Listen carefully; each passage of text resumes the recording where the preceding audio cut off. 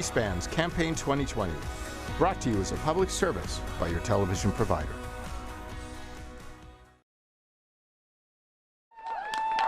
Massachusetts Senator Elizabeth Warren has ended her Democratic presidential campaign. She spoke to reporters waiting outside her house in Cambridge.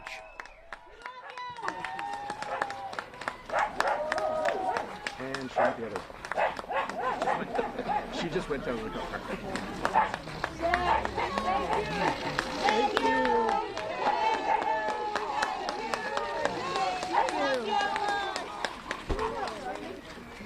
Yes. Okay. You and the Bales. Okay. All right. So I announced this morning that I am suspending my campaign for president. I say this with a deep sense of gratitude for every single person who got in this fight, every single person who tried on a new idea, every single person who just moved a little in their notion of what a president of the United States should look like. I will not be running for president in 2020, but I guarantee I will stay in the fight for the hardworking folks across this country who've gotten the short end of the stick over and over. That's been the fight of my life, and it will continue to be so. So, what guidance would you give to your supporters who don't know who to support now? Well, let's take a deep breath and spend a little time on that. We don't have to decide that this minute. And I wonder what your message would be to the women and girls who feel like we're left with two white men to decide between. I know. One of the hardest parts of this is all those pinky promises and all those little girls who are going to have to wait 4 more years. That's going to be hard. Senator, why do you think, Senator? Will you be making an endorsement today? We know that you spoke with both Joe Biden and Bernie Sanders yesterday. Not today. Not today. I need some space around this, and want to take a little time to think a little more. I've been spending a lot of time right now on the question of suspending and also making sure that this works as best we can for our staff, for our team, for our volunteers. So Senator, why do you I'm sorry? It could be coming, but just not right now. Not right now. Senator, why? I know that your campaign manager, Roger Lau, said on the staff call today that he had no regrets. Do you feel the same way? Oh, I do. I have no regrets at all. This has been the honor of a lifetime. 10 years ago, I was teaching a few blocks from here and talking about what was broken in America and ideas for how to fix it. And pretty much nobody wanted to hear it. And I've had a chance to get out there and talk with millions of people. And, we have ideas now that we talk about that we just weren't talking about even a year ago. A 2-cent wealth tax and universal child care that could be real. We could make it happen. And canceling student loan debt for 43 million Americans and raising Social Security payments. Those are life-changing events for people. And we can actually do this. So I'm delighted to have been here and honored to have had this chance. I was told at the beginning of this whole undertaking that there are 2 lanes. A progressive lane that Bernie Sanders is the incumbent for and a moderate lane that Joe Biden is the incumbent for. And there's no room for anyone else in this. I thought that wasn't right. But evidently, I was wrong. Senator, what do you think you weren't able to resonate more with voters and win any states? As I said, I think that I was told when I first got into this, there are 2 lanes. And I thought it was possible that that wasn't the case, that there was more room and more room to run another kind of campaign. But evidently that wasn't the case. Senator, was it especially painful to lose your home state, Massachusetts? No, I am deeply grateful to the people of Massachusetts.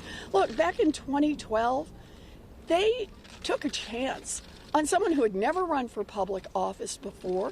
They ousted a very popular incumbent Republican senator to give me a chance to stand up on a bigger platform and fight for their families, and I am deeply grateful for that. They returned me to the Senate in 2018, and I'm deeply grateful for that.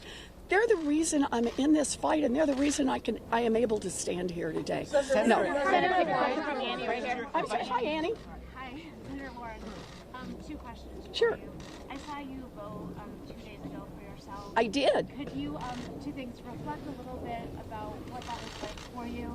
And then the other question is, could you talk a little bit about the role that you think that gender played in this campaign? Yeah. So, it was, I stood at that voting booth and I looked down and I saw my name on the ballot. And I thought, wow, kiddo, you're not in Oklahoma anymore. That it really was a moment of thinking about how my mother and dad, if they were still here, would feel about this. I had gotten a long email from my nephew and how proud his dad, my brother, is, and how they were all had their plans to vote and had met other people. And it's these long ties. For that moment standing in the booth, I miss my mom and my daddy. Gender in this race, that is the trap question for every woman. If you say, yeah, there was sexism in this race, everyone says whiner. And if you say, no, there was no sexism, about a bazillion women think, what planet do you live on? I promise you this, I will have a lot more to say on that subject later on. Senator, advice to your supporters right now looking for a candidate. What is your advice to them? Obviously, I know you're not endorsing anybody, but what is your advice to them? Let's take a deep breath and think about this for a little bit longer before we all settle in. I wonder, I've heard you. Senator, how long 2 days for you, or multiple days, to make this decision? What were you thinking about? What informed? What was the final straw? This is the last. A big part of it is to think about all the people who turned their lives upside down to be part of this campaign. All of the staffers who moved and worked long hours, gave up jobs to be here, took leaves from school, to think about what works for them. This isn't just about me. This is a whole lot of people who were a big part of this, and also our volunteers, to try to think through. For all those people who already have invested so many hours and so much of their heart in the phone calls and the door knocks and the coming to the office and help clean things up and keep it all going, and thinking about all those pinky promises. I take those pinky promises seriously. So those were the things I needed to think through, and how we make all those pieces work at least as best we can for everyone. And one last thing. It's about all the people who are affected by all the issues I've talked about, whether they got involved in my fight or someone else's fight, or even not at all. But however we talk about this, there still is $1.5 trillion of student loan debt outstanding. There are still tens of millions of people across this country who one bad medical diagnosis and they're upside down financially. There are still mamas and daddies all across this country who can't finish their education, can't take on jobs because they can't find access to decent child care that they can afford. And I had to think a lot about where is the best place for me to go to keep fighting those fights, because those problems don't disappear when I stand here in front of you. Those problems go on, and my job is to keep fighting and to fight as smartly and effectively as I can. Senator, Senator. You're the best. Guys, you gotta let me get through here. Sorry. Sorry.